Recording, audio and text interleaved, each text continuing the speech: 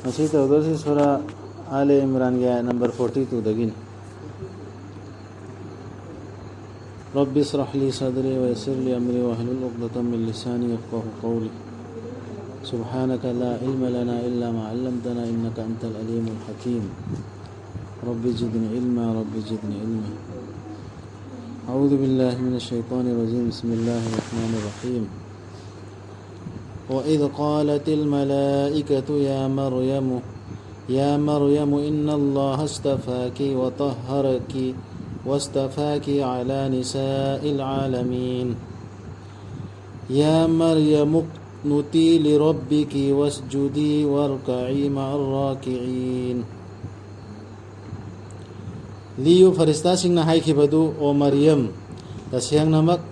Allah na hanggat pirabani nangbo amasung sengdok pirabani nangbo amasung hanggat pirabani nangbo taibang pumnamakki nupi singgi matakta Maryam da haraw pau pirimi faristana Allah na hayrak pasingdo si Maryam si hata haraw pau pirari si hata pop laun thatrapun natte hana tawlin betul betul ramaga tup laun Allah hata ajumba matal magi mamana hana sema innatra unung de hona adui matungda masu amko Allah ki lambi da thokna idga famdana masjid ta laire Allah lambi da pura sinna dokna adui matungda haraw pau mana choice tawro matungda mana mai mamana choice tawro Allah ki lambi do pam pamure adui matungda monda to phapi ba hore matak yaw khram aduna tabida hata top launa mangda hada hata khangalak banate 시기한 다그다미 ओ मरियम हुकुम तौबा हो रही में भक्ति का लोयना ना हुकुम इल्लो नंगे रब की सजदा तव अमसुंग रुकू तव बसिंगा लोयना भक्ति का लोयना ना हुकुम इल्लो उधर तो रकदर सिंग दो कथोक पगा लोयना ना पान ना कथोक पगा लोयना ना तुम इल्लगा चलो इल्ना हाई बंगो इल्ना चलो अदरगी सजदा तवरो इबादत तो पूरी चन तो वाली में अलगा अजन इबादत तो है दिनी रुकू तवरो रुकू तो बगल लोइना न जमात त यावरो तन मा सोली में न हते सो मतलब जमात सोलो अल्लाह है सी मा सोलो या हेलो है जना हुकुम जुरा एकदम से हुकुम जना अदि मनु याव रिसिंग दी है नन नवा समझन है कि नमाज सोली सुया तार को तो उता गनो Allah ini yang kalau kina kangna lain orang tu sekolah itu pun bertemu. Itu ni है. Masih arun badal ikhra pau singda gini. Hojik matak tahai kriba Maryam alaihissalam ki. Adu mana poling jauh sikar mana nambah dengan ada. Namaz mana dah ini hari rupa arti ini hari rupa mayam do. Adu dukhan nambah dengan. Nama Allah ada doa tahu rupa mayam nama dah hari ini. Allah ada hari rupa namaz hari doa rupa. Namun tahu je doa ngaten ni pun ngaten ya. Aduh ni pada ini hari waktu kan lagi dia pun di sana. Aduh doa tapi na arti lo, tapi na dia arti. Kasi yang berat dia tu hari sih kan nak buat ngaten ya. Arti ni lah am the parah. Arti ni lah am the parah pun. Macam hang lah. Kali hari mesti buat di. Kayak hari mau di sana jadi hang lah. Hang nak buat. अदुग मतम दखाना मतम दे आई हारू सलाम सिने दुकान दे आई थदोक चरे वनत रुकु मयब जुरुका है सी वनत रुकु मयब जुरुका है this कोन करेगा लाइक जिनते सी आधल का आई थदोक चरी मयब जुरुका ना हाई भी देव फासे फासे सिना ओ तो मिसना तौरी वाली से मसी तो से तो जरूर है वनत रुकु मयब जुरुका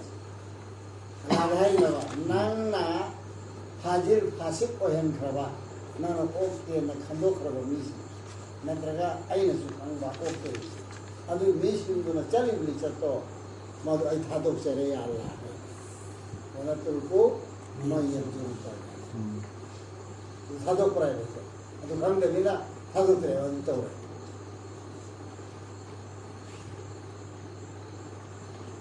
Masih arun badal ikhra pau singda gini. Aidi matak tahai khriba wari sing si. Maryam ki matang da Zakariya ki matang da ai grisi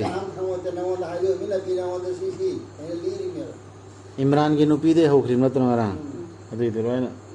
masi aron badal laikhraba pausingda gini madu aikhoina phongdok pibani nangonda वही तो भी मैं rasulda nadra pari bai khoi dasu nang makhoi gi manakta lairamba natte makhoi na maryam bu makhoi kanana senaga dage haibagi makhoi gi kalam sing langthana khiba matam du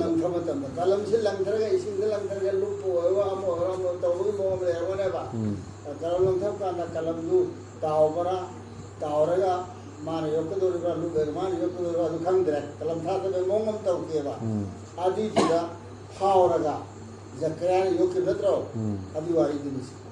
adui matam du ra Munna पा आई योग ने मुन्ना पो है मैं यार जिक्ति मुन्ना रोए ना ऐसा हम लगी थी adui matam du da ne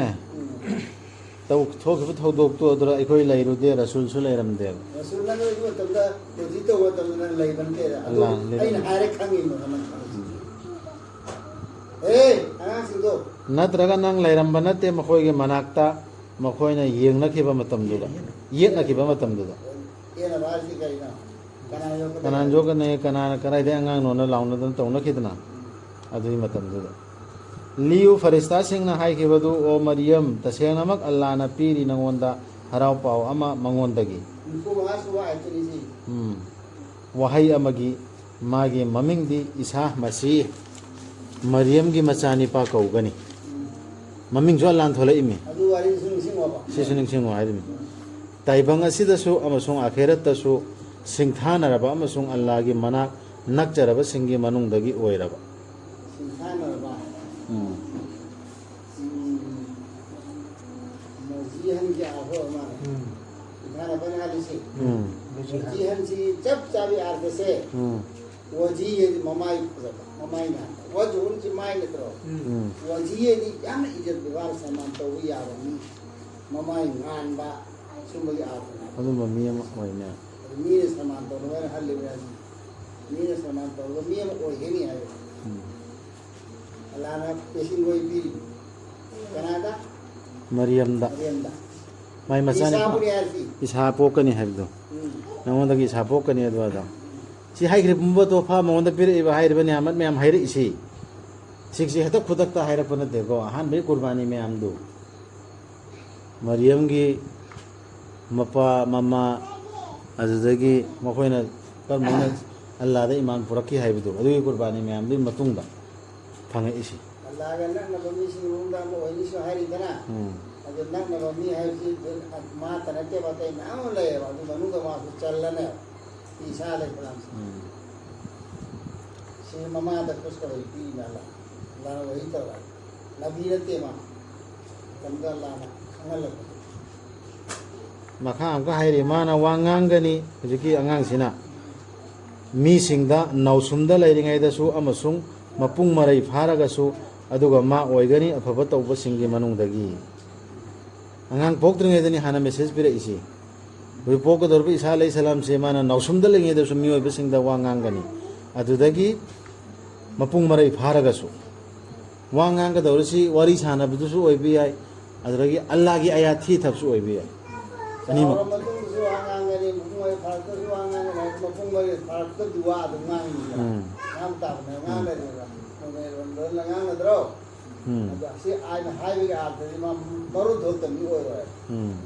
ही इंगे तो मरो अल्लाह धोल को तो अतु तना चावल में सु मरो धोता लगी वांगा मंगोनी एक सब तो मंगोनी बयान तो मंगोनी है mana haijaki maryam na haire imi मैंने हल्ली क्या मना हसन नदी सिमन तो मैंने हसन ले तुझा हम mana haijaki aigi rab karamna oidauri bano aingonda ichani pa ama aibu soktringai da taibang mioi ba amatana farista duna haiki asumnani allah di sembani mana semgening bodu mana oihange lepi khrabada wafam ama mana lepi khrade wafam do dum tawge tawya tawdu ngamme ಅದು ಕುನ್ ಜೊತೆ ಆಯ್ ಓಯು ಹೈಸಿದ ವಾಯಿಸಿ ಬಾಯಿ ದರ್ಕಾರ ಲೈತೆ ಅದು ನೀವು ಸಮಜಾಯಿಲ್ಲ ಬಾಯ್ನ ಹಾಯ್ದೆ ವಾನ ಕುನ್ನೇನ hi Y Y ಹಾಯ್ದೆ ದರ್ಕಾರ ಲೈತೆ ಹೌದು ꯃꯥꯅ ꯃꯗꯨꯗ ꯑꯣꯏꯌꯨ ꯈꯛꯇ ꯍꯥꯏꯕꯅꯤ ꯑꯗꯨꯗꯒꯤ ꯃꯗꯨ ꯑꯗꯨꯝ ꯑꯣꯏꯔꯛꯄꯅꯤ ꯑꯣꯏ ꯈꯛꯇ ꯍꯥꯏꯁꯤ ꯃꯆꯤꯟꯗ ꯀꯨꯝꯅꯦꯅ ꯍꯥꯏꯕꯒꯤ ꯋꯥꯔꯤ ꯅꯠꯇꯦ ꯁꯝꯖꯥꯏꯅ ꯑꯩꯈꯣꯏꯅ ꯍꯥꯏꯕꯤꯌꯨ ꯍꯥꯏꯔꯁꯨ ꯌꯥꯏ ꯍꯥꯏꯔꯝꯕꯁꯨ ꯌꯥꯏ ꯑꯜꯂꯥꯍꯅ ꯇꯝꯕꯤꯒꯅꯤ ꯃꯉꯣꯟꯗ ꯏꯕ ꯄꯥꯕ ꯒ꯭ꯌꯥꯟ ꯂꯧꯁꯤꯡ ꯇꯧꯔꯥꯠ ꯑꯃꯁꯨꯡ ꯏꯟꯖꯤꯜ ꯑꯗꯨꯅꯤ ꯑꯣꯏꯌꯨ ꯍꯥꯏꯕ ꯑꯣꯏꯌꯨ ꯍꯥꯏꯕꯗꯨꯇ ꯑꯣꯏꯔꯤꯉꯩꯁꯤ ꯍꯥꯏꯕꯒꯤ ꯋꯥ ꯅꯠꯇꯦ ꯍꯣꯏꯅꯦ ꯃꯁꯤꯅ ꯍꯥꯏꯕꯒꯤ ꯋꯥ ꯅꯠꯇꯦ ꯑꯜꯂꯥꯍꯅ ꯑꯣꯏꯌꯨ ꯍꯥꯏꯕ ꯑꯜꯂꯥꯍ ꯍꯨꯀꯨꯝꯗꯒꯤ ꯑꯣꯏ ꯃꯥꯒꯤ ꯑꯄꯥꯝꯕꯗꯤ ꯑꯣꯏ ꯑꯜꯂꯥꯍꯅ ꯇꯝꯕꯤꯒꯅꯤ ꯃꯉꯣꯟꯗ ꯏꯕ ꯄꯥꯕ ꯒ꯭ꯌꯥꯟ ꯂꯧꯁꯤꯡ ꯇꯧꯔꯥꯠ ꯑꯃꯁꯨꯡ ꯏꯟꯖꯤꯜ ꯁꯤꯁꯨ ꯍꯥꯏꯔꯛꯏꯃꯤ ꯂꯥꯏꯔꯤꯛꯁꯨ ꯑꯜꯂꯥꯍꯅ ꯍꯦꯟꯒꯅꯦꯕ ꯃꯥ ꯂꯩꯍꯟꯒꯅꯦꯕ ꯑꯗꯨꯒ ꯑꯣꯏꯍꯟꯕꯤꯒꯅꯤ ꯃꯥꯕꯨ ꯔꯁꯨꯜ ꯑꯃ ꯏꯁ꯭ꯔꯥꯏꯜꯒꯤ ꯃꯆꯥꯁꯤꯡꯗ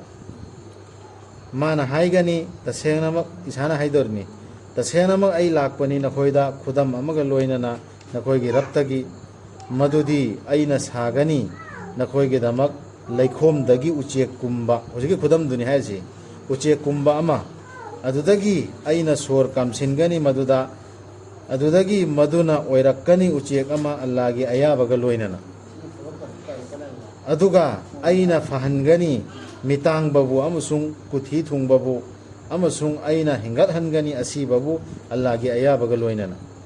ꯁꯤꯒꯤ ꯈꯨꯗꯝꯁꯤꯡꯁꯦ ꯄꯨꯔꯒꯅꯦꯕ ꯃꯥꯅ ꯑꯗ ꯏꯁꯥꯅ ꯂꯥꯛꯀꯗꯧꯔꯤꯁꯤ ꯑꯩꯅ ꯅꯈꯣꯏꯗ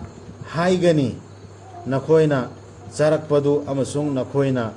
ꯄꯩꯁꯤꯟꯗꯨꯅ ꯊꯝꯕꯗꯨ ꯅꯌꯨꯝꯁꯤꯡꯗ ꯑꯗꯨꯁꯨ ꯍꯥꯏꯒꯅꯤ ꯇꯁꯦꯡꯅꯃꯛ ꯂꯩꯔꯕꯅꯤ ꯃꯁꯤꯗ ꯀꯔꯤ ꯂꯩꯍꯧꯏ ꯍꯥꯏꯕ ꯄꯩꯁꯤꯟꯕꯗꯤ ꯃꯌꯨꯝꯗ ꯂꯩꯍꯧꯏꯗꯨ ꯀꯔꯤꯅꯣ ꯍꯥꯏꯕꯗꯣ ꯑꯗꯨꯁꯨ ꯑꯩ ꯍꯥꯏꯒꯦ ꯑꯜꯂꯥꯍꯅ ꯍꯥꯏꯗꯣꯏꯅꯤ ꯑꯜꯂꯥꯍꯅ ꯈꯪꯉꯕ ꯀꯩꯅꯣ ꯇꯁꯦꯡꯅꯃꯛ ꯂꯩꯔꯕꯅꯤ ꯃꯁꯤꯗ ꯈꯨꯗꯝ ꯅꯈꯣꯏꯒꯤꯗꯃꯛ ꯅꯈꯣꯏꯅ ꯑꯣꯏꯔꯕꯗꯤ ꯊꯥꯖꯕꯁꯤꯡ ꯁꯤꯒꯤꯁꯤ ꯍꯖꯔꯠ ꯏꯁꯥꯗ ꯄꯤꯈꯤꯕ ꯈꯨꯗꯝ ꯁꯥꯏꯟ ꯑꯌꯥꯠꯇꯨ ꯑꯜꯂꯥꯍꯒꯤ ꯇꯔꯞꯇꯩ ꯑꯜꯂꯥꯍ ꯈꯛꯇ ꯂꯥꯜꯂꯛꯅꯕ ꯃꯤꯁꯤꯡꯗꯣ ꯑꯗꯨ ꯃꯥ ꯀꯣꯟꯅ ꯂꯥꯛꯄꯒꯤꯅ ꯀꯔꯤ ꯈꯨꯗꯝꯅꯣ ꯈꯪꯗꯦ ꯀꯨꯔꯥꯟꯗꯗꯤ ꯌꯥꯎꯗꯕꯅꯤꯅ ꯍꯖꯔꯠ ꯏꯁꯥ ꯑꯍꯥꯟꯕ ꯂꯥꯛꯈꯤꯕꯒꯤ ꯈꯨꯗꯝꯗꯨꯅꯤ ꯑꯜꯂꯥꯍꯅ ꯍꯥꯏꯔꯤꯁꯦ ꯀꯣꯟꯅ ꯂꯥꯛꯈꯤꯅꯤ ꯂꯥꯛꯑꯣꯏꯅꯤ ꯅꯔꯤꯕꯁꯤꯡꯗꯨꯗꯤ ꯈꯪꯗꯦꯕ ꯀꯔꯤ ꯈꯨꯗꯝ ꯎꯠꯇꯣ ꯀꯨꯔꯥꯟꯗ ꯍꯥꯏꯗꯕꯅꯤ ꯀꯅꯥꯒꯨꯝꯕ ꯄꯩꯒꯝꯕꯔ ꯑꯃ ꯑꯃꯨꯛ ꯍꯟꯗ ꯂꯥꯛꯄ ꯑꯣꯏꯔꯣ ꯑꯍꯥꯟꯕ ꯂꯥꯛꯄ ꯑꯣꯏꯔꯣ ꯑꯜꯂꯥꯍꯅ ꯀꯨꯔꯥꯟꯗ ꯍꯥꯏꯔꯝꯒꯗ꯭ꯔꯅ ꯈꯜꯂꯦꯕ ꯑꯩꯈꯣꯏ ꯋꯥꯈꯜꯗꯗꯤ ꯁꯤꯗꯗꯤ ꯍꯥꯏꯗ꯭ꯔꯤ ꯑꯩꯅ ꯑꯗꯨꯒ ꯁꯤꯁꯨ ꯍꯥꯏꯌꯦ ꯃꯈꯥꯗꯀꯣ ꯑꯩꯅ ꯂꯥꯛꯄꯅꯤ ꯑꯆꯨꯝꯕꯅꯤ ꯍꯥꯏꯅ ꯁꯧꯒꯠꯇꯨꯅ ꯑꯩꯒꯤ ꯃꯥꯡꯗ ꯂꯩꯔꯝꯕ ꯇꯧꯔꯥꯠꯀꯤ ꯋꯥꯍꯩꯁꯤꯡꯗꯨ ꯑꯗꯨꯒ ꯑꯩꯅ ꯅꯈꯣꯏꯗ ꯑꯌꯥꯕ ꯑꯣꯏꯍꯟꯅꯕ ꯄꯣꯠ ꯈꯔ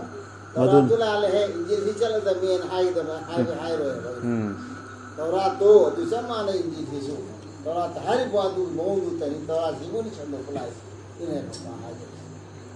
ꯑꯩꯅ ꯅꯈꯣꯏꯗ ꯑꯌꯥꯕ ꯑꯣꯏꯍꯟꯅꯕ ꯄꯣꯠ ꯈꯔ ꯃꯗꯨ ꯅꯈꯣꯏꯗ ꯌꯥꯗꯦ ꯍꯥꯏꯅ ꯍꯥꯟꯅ ꯊꯤꯡꯂꯝꯕ ꯑꯩꯅ ꯂꯥꯛꯄꯩ ꯃꯔꯝ ꯑꯃꯅ ꯅꯈꯣꯏꯅ ꯍꯥꯟꯅ ꯍꯔꯥꯝꯅꯦꯅ ꯍꯥꯏꯕꯗꯣ ꯑꯗꯨ ꯍꯔꯥꯝ ꯅꯠꯇ꯭ꯔꯦꯅ ꯑꯜꯂꯥꯍ ꯍꯥꯏꯔꯦꯕ ꯑꯗꯨꯗꯨ ꯍꯥꯏꯕꯁꯨ ꯂꯥꯛꯀꯗ꯭ꯔꯥ ꯂꯥꯛꯏ ꯁꯍꯤ ꯍꯗꯤꯁꯅꯤ ꯍꯥꯏꯕ ꯂꯥꯏꯔꯤꯛꯁꯤꯡꯗꯨꯗꯗꯤ ꯁꯤꯗꯤ ꯀꯔꯝ ꯌꯥꯎꯗ꯭ꯔꯥ ꯂꯥꯛꯀꯅꯤ ꯂꯥꯛꯑꯣꯏ ꯍꯥꯏꯕꯁꯤ hadis mayamda yawdana सही है तो जाओ बनाएगा सही है वो बुखारी मुस्लिम यावरी यार मैं सही दी सही नहीं है सही है तो क्या है तुम ऑथेंटिक है ऑथेंटिक है तो क्या है सही है हर शे रिवायत तो रिबमी सिंधु सु अफबमी ओइबा चेंदु चेन मी मारी मंगा तौ खायरो ने अदु चेन फलाना होंगोन चावबन हातन चावबन होंगोदे कंगोबनी होंगोना तोमदे खंगोबन तोमन चावबदे खंगोबने मथां खं लाइब चेंदो अदु मी सिंधु अफबमी ओइबा आदगी अमन करी मान हारि बादो कुरान गा सुचानर आदगी कुरान चानर कुरान के खिलाफ ओइद्रबा कुरान की वामान तरसु कुरान की मायो ओइद्रबा सिने चिंग मैमम लैया अदगी मान हारि बादो हुजिगी रावी सिंह हारि से माना तहौरिब मीदो ममांगी मी हाइतारे अदु मीदो मागा थेंग होसु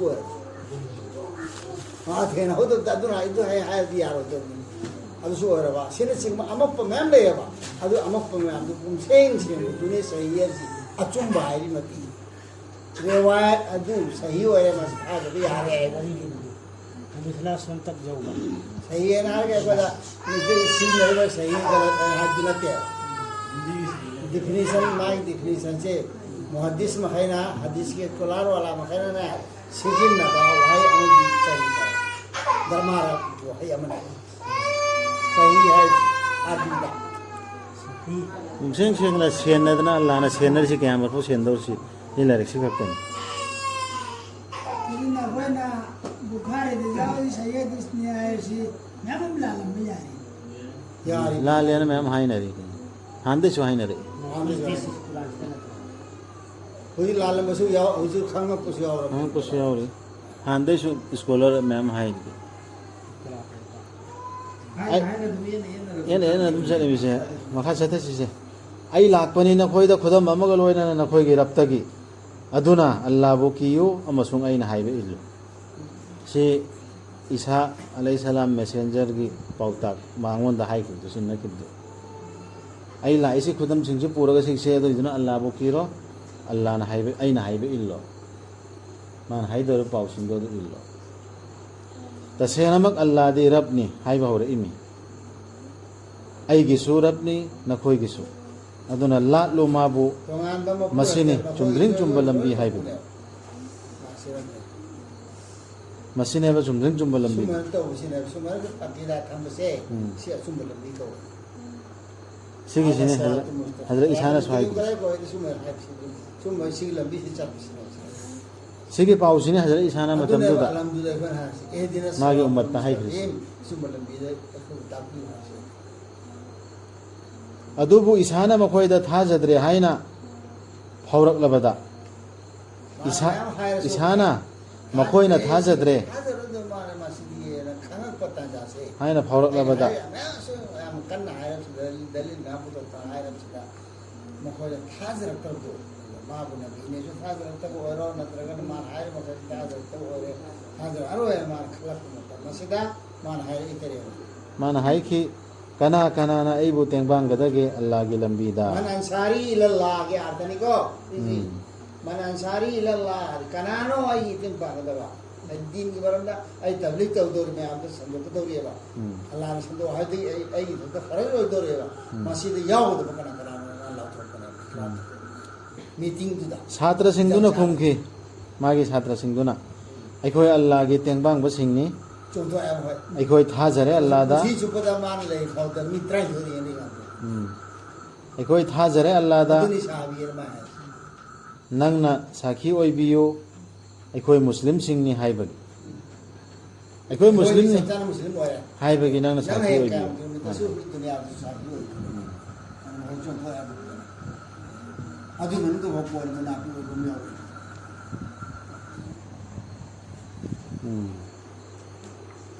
aikhoi gi rab aikhoi tha jare nangna tha da birakpa aduda amasung aikhoi tung injare rasul sigi rasul se sigi tung injare aduna isin biyo aikhoi bu sakhi singi marakta देखो साथी भी जरूर के बने aikhoi so ai gi damisi aikhoi Allah gi kitab sida tha jare दायरा है rasul da hai iba sinar iba quran sida tha jare aduna aikhoi कोई sakhi नंगी नदी पांगने ने इशारा इस्लाम से हायरे दरा अभी बता अल्लाह तो ओजिन रब दुआ तो रे अल्लाह कोई सी नंग खाले से लोना रसूल से यार है अगर कोई साथी हो कोई मन दो किसी se aikhoi so hai gi damisi maina aikhoi sakhi o hen bi aikhoi sigi larik sida tha jare अभी अशहदु अल्लाह इलाहा इल्लल्लाह ने है aikhoi disi larik sida tha jare sina haim khoi si illane na thamoi dagi haiba ngam ba mi se yamna yawrong goda mande bargino da atopo wari myam aikhoi da chu da lai khimina ni larik sida da sakat pangam moya ya moa ga ne waro idro आमंतु बिरसूलिही आमंतु बिल यौमिल आखिर आमंतु bill बास बादल मौत आमंतु अमा खक्ते ने हाय दी जो आमंतु जुमला होती आमंतु अंदर तो वो ना के दरो यारे आई यारे दुदा आई यारे दुदा यारे सामने ना भी लगती आई कोई ने यारे क्रम बस कोशिश से aduga makhoina aronba tharang tauki isabu hatnaba aduga Allah su tharang tauki mabu kannaba Allah di khwaidagi haibaduni tharang tauba singi adra isana message bi basando ko horoko da lagi adra hatnab tharang tawri im adra Allah na su tharang tawri Allah na haiki o isa aina sihan bigani nangbu aduga thangat bigani हाँ कहने कोशिश कर तो अब तंजादू जो तुम डाला ai bagi cara kangen le apa woi to re nang mo si sen ni re ya adhala me koi mutawafika ga adhala nang mo si di ida artha ajam bana sumai sihan bigane na hande thangat bigane na han bani adu se artha chum badi sihan bigani hai buta thangat bigani aduga nang bu aingonda thangat bigani Nah, nang bu aduga thangat bigani nang bu aingonda sengdok bigani nang bu ingon dai du komani summe makokte para ke Allah na haiki o isa aina sihan bigani nang bu aduga thangat bigani nang bu aingonda oh sikse sinte sama hai thangat kene di nasadu thangal ne ba mi ngon mi manang thamaro ka bhisin bi hurmati to do je manang be ta ko man to do adu to halal ba nasadu thangat kene be lot ne ba to halal to halal tan thami sengdok bigani nang bu thajadaba singdagi amasung thambigani nangi tung inba singbu thajadaba singi mathakta hingat hanbigadaba numit phawba e maoda han hai sida hairise karaino sengdok bigani nang bu thajadaba singdagi sengdok bigani sengdok bikira isa alayhi salam chigo amasung thambigani nangi tung inba singbu thajadaba singi mathakta hingat hanbigadaba numit phawba asai isa alayhi salam na pirakriba message du Allah na haibi illu aige tung illu Allah khakta buki yona hai khredana aduda inba mi singchi kayamat phola idawri me ekoi su illim natra ekoi su du message ru illaga rasulullah sinna me matang rasulullah su haire asi ekoi su illim adugi du kayamat phau mathak thongna leigana hojiki muslim singsi kayamat phola idaru muslim se Hazrat Isa ki su Musa ki su loina piri khandan muslim oising adu dunesi adu gi tungda aingonda ni nakhoina halakadaba aduga aina bichar tawgani nakhoi gi narakta nakhoina mot khena ki basingdu gi matangda Hazrat Isa gi matangda bu khena bo airo message gi matangda bu khena bo airo loina Allah na bichar tawne samam nan ko bo ro samun nan babu airo ai samam nan ri kan hoy kan hai da ai hai ka do le wala samam ne ka le ke hat tu na ma ke kan ni mo ho ai du ka bi za taw ro ne wa aduga thajadaba singdudi Allah na dandi pigani makoida sathiba dandi taibang asidasu amasung akhirattasu kana lairo ai makoi gi tengbang binaba sing hujiki rasulna pura iba potu thajadaba isana pura iba tha potu me message du thajadaba adagi Allah na haibidu indra rasulna haibidu indraba rasul gi tung indraba adugi singdudi akan madandi pina aduga thajaba amasung afaba tauba singdugidi Allah na mapung phana pigani pibigani makoida makoi gi mana Allah na nungside aranba tauba sing sira thajaba hai isi Allah na thari iba message du gi matang dani go rasul gi matung in bahar si adu thajadab singdudi nungsidre Allah zaubadan di supiran adra thajarakpa singdudi chap chaba mana phangani hoi masini aikhoina haidi Allah na nangonda thi thariba aikhoi rasulda ayat sing amasung lausing paujel lausing gi paujel asigi ayat sire hena singningai paujel si lai khidre ba tai islam gi matangda yama shin la ko sida khan thagadam isa isana ayat sing si tasenama Allah da ishagi mataudi adam gi matau gumbani और ये जिक्रुल हकीम अली कुरान से नहीं कुरान से जिक्र नहीं नबी से जिक्र नहीं ना तो जिक्र हकीम है कुरान से tasenama Allah da ishagi mataudi adam gi matau gumbani Allah na sem khibani mabu uphul-dagi adugi tungda Allah na hai khibani mangonda oiro aduda ma hektamak oi khibani Adam alayhi salam sem khibdu adu maina Hazrat Isa su Maryam gi puk manungda mapa तो मां गुम्बनी है ये आगे मसा तो माने है जनते kusem du अयो oiro hai du आदम से मतलब वो यावरो कना यावरो कना यावदे मां मतु से लेके मचा से लेके अब मपा से लेके आदम जी सु मैंने ईसा सु मागी मपा लेके तो ऐसे सिग्नल वाला आदम को चिन्ह रहेगा और ईसा भी चिन्ह करेगा मामा दिया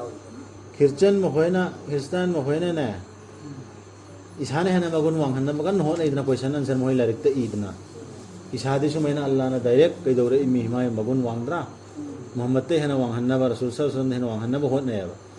ꯑꯗꯨꯗ ꯑꯩꯈꯣꯏꯗꯤ ꯀꯨꯔꯥꯟꯁꯤ ꯄꯥꯔꯨꯗ꯭ꯔꯃꯦꯅ ꯄꯥꯎꯈꯨꯝ ꯄꯤꯕ ꯉꯝꯕꯟꯇꯦꯕ ꯁꯤꯗ ꯑꯜꯂꯥꯍꯅ ꯑꯗꯨꯒꯤ ꯄꯥꯎꯈꯨꯝꯅꯦ ꯄꯤꯔꯤꯁꯤ ꯑꯗꯝꯒꯤ ꯀꯔꯤꯒꯨꯝꯕꯅꯦꯅ ꯑꯗꯝꯒꯤ ꯃꯇꯧꯒꯨꯝꯕꯅꯦꯅ ꯈꯨꯁꯦꯝꯗꯨ ꯑꯗꯨ ꯃꯇꯤꯛ ꯃꯒꯨꯟ ꯃꯈꯣꯏꯅ ꯋꯥꯡꯅꯕ ꯍꯣꯠꯅꯔꯦ ꯑꯗꯨꯗꯒꯤ ꯑꯃꯨꯛꯀ ꯃꯨꯁꯂꯤꯝ ꯃꯈꯣꯏꯅꯁꯨ ꯄꯥꯡꯒꯟ ꯃꯈꯣꯏꯅꯁꯨ ꯔꯁꯨꯜꯒꯤ ꯃꯇꯤꯛ ꯃꯒꯨꯟꯁꯤ ꯋꯥꯡꯅ ꯊꯥꯡꯒꯠꯅꯕ ꯍꯣꯠꯅꯔꯤꯅꯤ ꯑꯔꯣꯏꯕꯅꯤ ꯑꯍꯥꯟꯕꯅꯤ ꯈ꯭ꯋꯥꯏꯗꯒꯤ ꯆꯥꯎꯕꯅꯤ ꯑꯗꯨ ꯍꯥꯏꯈ꯭ꯔꯕꯅꯤꯅ ꯅꯣꯂꯦꯖꯗꯤ ꯀꯨꯔꯥꯟꯒꯤ ꯂꯩꯇꯃꯤꯅ ꯚꯥꯞꯅ ꯁꯥꯒꯠ ꯁꯥꯒꯠꯄ ꯋꯥꯔꯤ ꯋꯥꯇꯥꯏ ꯃꯌꯥꯝ ꯐꯥꯖꯤꯜꯂꯒ ꯔꯁꯨꯜꯁꯤ ꯋꯥꯡꯅ ꯊꯥꯡꯒꯠꯅꯕ ꯍꯣꯠꯅꯈ꯭ꯔꯤ ꯁꯣꯝꯗ ꯑꯜꯂꯥꯍꯅ ꯍꯥꯏꯔꯤꯕꯅ ꯑꯩꯈꯣꯏ ꯔꯁꯨꯜꯁꯤꯡꯒꯤ ꯃꯔꯛꯇ ꯀꯔꯤꯝꯇ ꯈꯦꯠꯅꯕ ꯊꯝꯗꯦ ꯍꯥꯏꯌꯣꯅ ꯀꯨꯔꯥꯟꯗ ꯍꯥꯏꯔꯤ ꯑꯜꯂꯥꯍꯒꯤ ꯂꯥꯛꯈ꯭ꯔꯤꯕ ꯄꯩꯒꯝꯕꯔꯁꯤꯡꯁꯤꯗ ꯑꯩꯈꯣꯏ ꯈꯦꯠꯅꯕ ꯀꯔꯤꯝꯇ ꯊꯝꯗꯦ ꯍꯥꯏꯌꯣꯅ ꯑꯩꯈꯣꯏꯒꯤ ꯏꯃꯥꯟꯗ ꯌꯥꯎꯔꯤꯃꯦꯕ ꯑꯗꯣ ꯑꯩꯈꯣꯏꯅ ꯔꯁꯨꯜꯁꯤꯅ ꯋꯥꯡꯈꯠꯅꯕ ꯍꯥꯎ ꯃꯈꯣꯏꯅ ꯏꯁꯥꯅ ꯋꯥꯡꯈꯠꯅꯕ ꯑꯗꯨꯗꯒꯤ ꯌꯍꯨꯗꯤꯅ ꯎꯖꯦꯔꯁꯤꯅ ꯋꯥꯡꯈꯠꯅꯕ ꯃꯨꯁꯥꯅ ꯋꯥꯡꯈꯠꯅꯕ ꯒ꯭ꯔꯨꯞ ꯈꯔ ꯇꯥꯅꯈ꯭ꯔꯤ ꯃꯤ ꯋꯥꯡꯕꯤꯁꯤ ꯃꯤꯗꯅꯦꯕ ꯋꯥꯡꯉꯒ ꯂꯥꯠꯅꯈ꯭ꯔꯤꯁꯤ ꯁꯝꯁꯥꯏ ꯂꯥꯏꯔꯤꯛꯅ ꯄꯥꯏꯗꯕ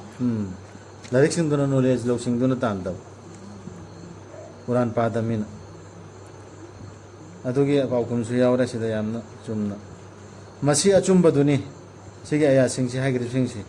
ꯅꯪꯒꯤ ꯔꯕꯇꯒꯤ ꯑꯗꯨꯅ ꯑꯣꯏꯔꯨꯒꯅꯨ ꯆꯤꯡꯅꯕꯁꯤꯡꯒꯤ ꯃꯅꯨꯡꯗ ꯆꯤꯡꯅꯔꯨꯔꯅꯣ ꯁꯤꯗ ꯆꯤꯡꯅꯔꯗꯤ ꯏꯃꯥꯟꯗ ꯕꯦꯔꯥ ꯂꯩꯔꯛꯀꯗꯧꯔꯤꯅꯤ ꯑꯩꯈꯣꯏ ꯔꯁꯨꯜꯗꯅꯤ ꯃꯇꯝꯗꯨꯗꯤ ꯍꯥꯏꯔꯤꯁꯤ ꯑꯩꯈꯣꯏꯗꯁꯨ ꯍꯧꯖꯤꯛ ꯍꯥꯏꯔꯦꯗꯅ ꯁꯦ ꯀꯅꯥꯒꯨꯝꯕꯅ ꯌꯦꯠꯂꯕ ꯅꯪꯉꯣꯟꯗ ꯃꯁꯤꯒꯤ ꯃꯇꯥꯡꯗ ꯅꯪꯉꯣꯟꯗ ꯂꯥꯛꯂꯤꯕ ꯒ꯭ꯌꯥꯟꯁꯤꯒꯤ ꯃꯇꯨꯡꯗ ꯁꯤꯒꯤ ꯑꯌꯥꯁꯤꯡꯁꯤ ꯔꯁꯨꯜꯗ ꯍꯥꯏꯔꯛꯑꯦ ꯑꯩꯈꯣꯏꯗꯁꯨ ꯍꯥꯏꯔꯛꯑꯦ ꯑꯗꯨꯒꯤ ꯃꯇꯨꯡꯗ ꯀꯅꯥꯒꯨꯝꯕꯅ ꯌꯦꯠꯂꯦꯅꯦ ꯑꯗꯨ ꯑꯣꯏꯔꯕꯗꯤ ꯍꯥꯏꯌꯨ ꯂꯥꯛꯑꯣ ꯑꯩꯈꯣꯏ ꯀꯧꯊꯣꯛꯂꯁꯤ ꯑꯩꯈꯣꯏꯒꯤ ꯏꯆꯥꯅꯤꯄꯥꯁꯤꯡ ꯅꯈꯣꯏꯒꯤ ꯅꯆꯥꯅꯤꯄꯥꯁꯤꯡ ꯑꯩꯈꯣꯏꯒꯤ ꯅꯨꯄꯤꯁꯤꯡ ꯅꯈꯣꯏꯒꯤ ꯅꯨꯄꯤꯁꯤꯡ ꯑꯩꯈꯣꯏꯁꯨ ꯅꯈꯣꯏꯁꯨ ꯑꯗꯨꯒꯤ ꯇꯨꯡꯗ ꯅꯣꯂꯨꯛꯅ ꯅꯤꯖꯔꯁꯤ ꯑꯜꯂꯥꯗ ꯄꯨꯟꯅ ꯑꯗꯨꯒ ꯀꯧꯊꯖꯔꯁꯤ ꯑꯜꯂꯥꯒꯤ ꯁꯥꯞ ꯑꯩꯈꯣꯏꯒꯤ ꯃꯅꯨꯡꯗꯒꯤ ꯆꯤꯟꯊꯤꯕꯁꯤꯡꯗꯨꯒꯤ ꯃꯊꯛꯇ ꯑꯩꯈꯣꯏ ꯄꯨꯟꯅ ꯍꯦꯛꯇ ꯕꯗꯨꯋꯥ ꯇꯧꯅꯔꯁꯤ ꯑꯜꯂꯥꯍꯒꯤ ꯁꯥꯞ ꯑꯣꯏꯔꯁꯅꯨ ꯑꯣꯏꯅ ꯕꯗꯨꯋꯥ ꯄꯨꯟꯅ ꯊꯣꯛꯑꯁꯦꯕ ꯑꯩꯈꯣꯏ ꯇꯧꯔꯁꯦꯕ ꯑꯗꯨꯒ ꯆꯤꯟꯊꯤꯕꯗꯨ ꯑꯜꯂꯥꯍꯒꯤ ꯁꯥꯞꯅꯦꯅ ꯇꯧꯔꯁꯦꯕ ꯑꯗꯨꯅ ꯃꯨꯕꯥꯍꯂꯥ ꯍꯥꯏꯁꯦ ꯃꯣꯕꯥꯏꯜ ꯍꯥꯏꯔꯁꯤ ꯃꯨꯕꯥꯍꯂꯥ ꯇꯧꯔꯁꯤꯅ ꯍꯥꯏꯌꯣꯕꯅ ꯍꯥꯏꯈꯤ ꯍꯖꯔꯠ ꯏꯁꯥꯒꯤ ꯑꯌꯥꯠ ꯆꯠꯊꯔꯕ ꯃꯇꯨꯡꯗꯅꯤ ꯁꯤ ꯍꯥꯏꯔꯛꯏꯁꯤ ꯃꯇꯝꯗꯨꯗ ꯆꯦꯟꯈ꯭ꯔꯤꯃꯤ ꯃꯈꯣꯏ ꯌꯍꯨꯗꯤ ꯏꯁꯥꯏ ꯃꯈꯣꯏ ꯔꯁꯨꯜ ꯈꯪꯕꯅꯤꯅ ꯔꯁꯨꯜꯗꯨ ꯃꯁꯛ ꯈꯪꯕꯅꯤꯅ ꯑꯩꯈꯣꯏꯗꯁꯨ ꯀꯅꯥꯒꯨꯝꯕꯅ ꯌꯦꯠꯂꯔꯦꯅꯦ ꯑꯗꯨꯗꯤ ꯂꯥꯛꯑꯣꯕ ꯅꯈꯣꯏꯁꯨ ꯈꯟꯗꯥꯟ ꯑꯋꯥꯜ ꯄꯨꯟꯅ ꯄꯨꯊꯣꯔꯛꯑꯣ ꯅꯆꯥꯅꯤꯄꯥ ꯀꯩꯒꯤ ꯅꯨꯄꯤ ꯑꯉꯥꯡ ꯑꯩꯈꯣꯏꯁꯨ ꯄꯨꯊꯣꯔꯛꯑꯒꯦ ꯑꯗꯨꯒ ꯍꯦꯛꯇ ꯂꯝ ꯍꯥꯡꯉꯝꯗ ꯑꯜꯂꯥꯍꯒꯤ ꯕꯗꯨꯋꯥ ꯇꯧꯅꯔꯁꯤ ꯑꯩꯈꯣꯏꯁꯨ ꯀꯧꯊꯣꯛꯅꯔꯁꯤ ꯌꯥꯏꯑꯕ ꯆꯦꯟꯈꯤꯅꯤ ꯈꯔꯗꯅ ꯆꯦꯟꯅꯈꯤꯅꯤ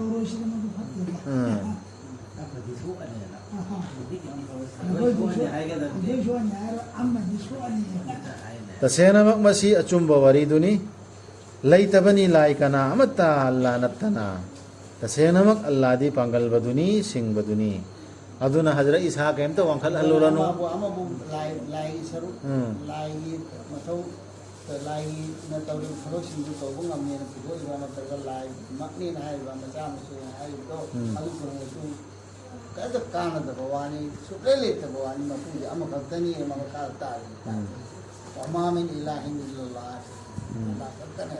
ꯏꯂꯥꯍꯁꯤ ꯑꯜꯂꯥ ꯈꯛꯇꯅꯤ ꯀꯅꯥꯝꯇ ꯂꯩꯇꯕꯅꯤꯀꯣ ꯑꯗꯨꯅ ꯃꯥ ꯃꯄꯥ ꯌꯥꯎꯗꯅ ꯄꯣꯛꯄꯅꯤ ꯑꯜꯂꯥꯍ ꯃꯆꯥꯅꯦ ꯃꯈꯣꯏꯅ ꯍꯥꯏꯔꯦ ꯅꯥꯎꯖꯨꯕꯤꯜꯂꯥ ꯁꯨꯝ ꯋꯥꯡꯅ ꯊꯝꯈ꯭ꯔꯦꯕ ꯃꯈꯣꯏꯒꯤꯗꯨ ꯑꯗꯨ ꯑꯩꯈꯣꯏꯁꯨ ꯔꯁꯨꯜ ꯁꯜꯂꯝꯁꯤ ꯁꯨꯝ ꯋꯥꯡꯈꯠꯅꯕ ꯍꯣꯠꯅꯈ꯭ꯔꯦ ꯑꯗꯨ ꯀꯔꯤꯒꯤꯅꯣ ꯑꯩꯈꯣꯏꯅ ꯋꯥꯡꯈꯠꯍꯟꯗꯧꯔꯤꯁꯤ ꯑꯜꯂꯥꯍꯅ ꯍꯥꯏꯕꯗꯨ ꯈꯛꯇ ꯏꯟꯒꯗꯕꯗꯨ ꯏꯟꯒꯗꯕ ꯑꯩꯈꯣꯏꯅ ꯋꯥꯡꯈꯠꯍꯟꯕ ꯍꯣꯠꯅꯕꯗꯒꯤ ꯃꯈꯣꯏ ꯃꯄꯨ ꯑꯣꯏꯈ꯭ꯔꯕꯅꯤ ꯃꯄꯨ ꯑꯣꯏꯈ꯭ꯔꯦ ꯑꯩꯈꯣꯏꯁꯨ ꯁꯦꯝꯅꯕ ꯍꯣꯠꯅꯩ ꯃꯨꯁꯜꯃꯥꯟ ꯃꯈꯩꯁꯨ ꯋꯥꯡꯈꯠꯍꯟꯕꯗꯒꯤ ꯃꯌꯥꯝ ꯑꯃ ꯑꯥ ꯌꯧꯅ ꯋꯥ ꯉꯥꯡꯅꯈ꯭ꯔꯦ ꯀꯩꯅꯣ ꯃꯄꯨꯒꯤ ꯊꯥꯛꯇ ꯂꯩꯕ ꯃꯌꯥꯝ ꯂꯩ ꯃꯨꯍꯝꯃꯗ ꯑꯜꯂꯥꯍꯗꯒꯤ ꯖꯨꯗꯥ ꯅꯠꯇꯦ ꯑꯜꯂꯥꯍꯗꯒꯤ ꯖꯨꯗꯥ ꯅꯠꯇꯦ ꯃꯨꯍꯝꯃꯗ ꯈꯨꯗꯥ ꯅꯠꯇꯦ ꯈꯨꯗꯥꯗꯤ ꯅꯠꯇꯦ ꯑꯗꯨ ꯈꯨꯗꯥꯗꯒꯤ ꯖꯨꯗꯥꯗꯤ ꯅꯠꯇꯦ ꯁꯩꯔꯦꯡ ꯑꯃ ꯂꯩ ꯂꯩꯕꯅꯤ ꯖꯨꯗꯥꯗꯤ अतोप्पा मोहम्मद जुदा मोहम्मद खुदा नहीं है खुदा से भी जुदा नहीं है लोइसनलसे आयासे अम तोरगा सी सेरे मा तार दि खंग मिना नाव जुला सोलिम ने खंग दबिना हो जा तो ताबे वन ꯃꯈꯥꯗ ꯍꯥꯏꯔꯤꯁꯤ ꯑꯗꯨꯕꯨ ꯃꯈꯣꯏꯅ ꯂꯩꯊꯣꯛꯈ꯭ꯔꯕ ꯑꯗꯨ ꯑꯣꯏꯔꯕꯗꯤ ꯇꯁꯦꯡꯅꯃꯛ ꯑꯜꯂꯥꯍꯗꯤ ꯈꯪꯕꯅꯤ ꯑꯃꯣꯠꯄ ꯁꯟꯗꯣꯛꯄꯁꯤꯡꯗꯨ ꯈ꯭ꯋꯥꯏꯗꯒꯤ ꯑꯃꯣꯠꯄ ꯁꯟꯗꯣꯛꯏꯕ ꯃꯤꯁꯤ ꯁꯤꯒꯤ ꯀꯨꯔꯥꯟꯁꯤꯗꯩ ꯊꯩꯗꯣꯛꯑꯒ ꯑꯇꯣꯞꯄ ꯑꯃ ꯌꯍꯨꯗꯤꯗ ꯑꯣꯏꯔꯣ ꯏꯁꯥꯏꯗ ꯑꯣꯏꯔꯣ ꯑꯜꯂꯥꯍꯅ ꯊꯥꯔꯛꯏꯕ ꯃꯣꯏꯒꯤ ꯏꯟꯖꯤꯜꯗꯣ ꯇꯧꯔꯥꯠꯇꯨ ꯀꯨꯔꯥꯟꯁꯤ ꯁꯤꯗꯒꯤ ꯊꯩꯗꯣꯛꯑꯒ ꯍꯣꯠꯅꯔꯤꯕ ꯃꯤꯁꯤꯡꯗꯣ ꯑꯃꯣꯠꯄ ꯁꯟꯗꯣꯛꯏꯅꯤ ꯄ꯭ꯔꯤꯊꯤꯕꯤꯁꯤꯗ ꯑꯃꯣꯠꯄ ꯁꯟꯗꯣꯛꯀꯗꯧꯔꯤꯁꯤ ꯁꯤ ꯆꯦꯛꯁꯤꯟꯒꯗꯕꯅꯤ ꯁꯗꯀꯜꯂꯥꯍꯨꯜ ꯑꯖꯤꯝ ꯁꯤ ꯇꯧꯔꯁꯤ ꯏꯅꯥꯛꯇ ꯂꯩꯔꯝꯃꯦꯅ